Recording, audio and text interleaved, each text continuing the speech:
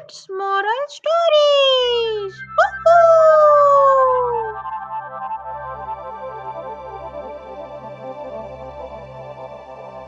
जादुई किला। एक समय की बात है, एक छोटे से गांव में एक जादुई किला था। इस किले में अनेक प्रकार की जादुई वस्तुएं और जादुई पाश होते थे।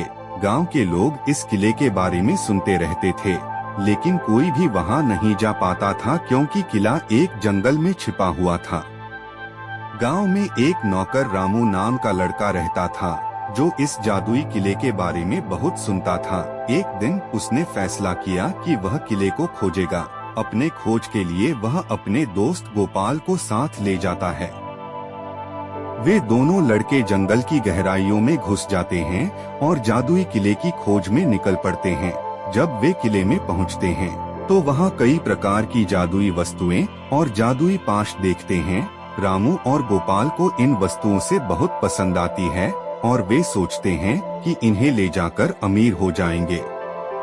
लेकिन जब वे वस्तुओं को उठाने जाते हैं, तो एक पुराना साधु उनके पास आता है और कहता है, बच्चों, ये वस्तुएं जादुई हैं और इनका सही मायाज नहीं है।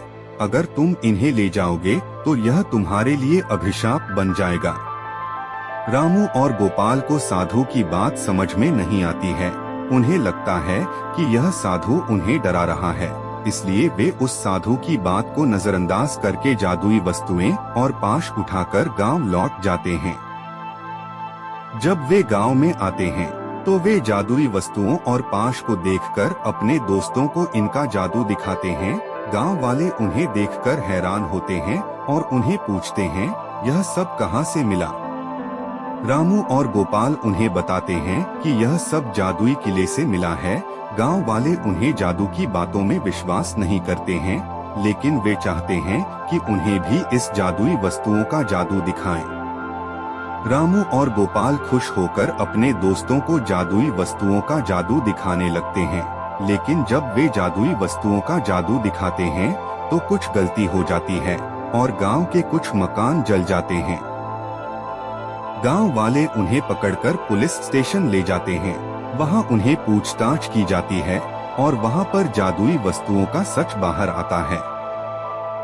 जब रामू और गोपाल ने जादुई वस्तुओं को वापस किया, तो वह गांव के साधु के शब्दों को याद करते हैं।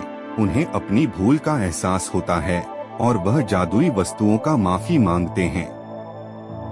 साधु उन्हें माफ करते हैं और उन्हें बताते हैं कि जादुई वस्तुओं का जादू सिर्फ इसलिए जोखिम लाता है क्योंकि वह उन्हें गलत तरीके से इस्तेमाल किया गया था। इस कहानी से हमें यह सीखने को मिलता है कि जादू की बातों में विश्वास न करें और अपनी इच्छा शक्ति का सही इस्तेमाल करें। जब हम किसी चीज को गलत तरीके से इस्तेमाल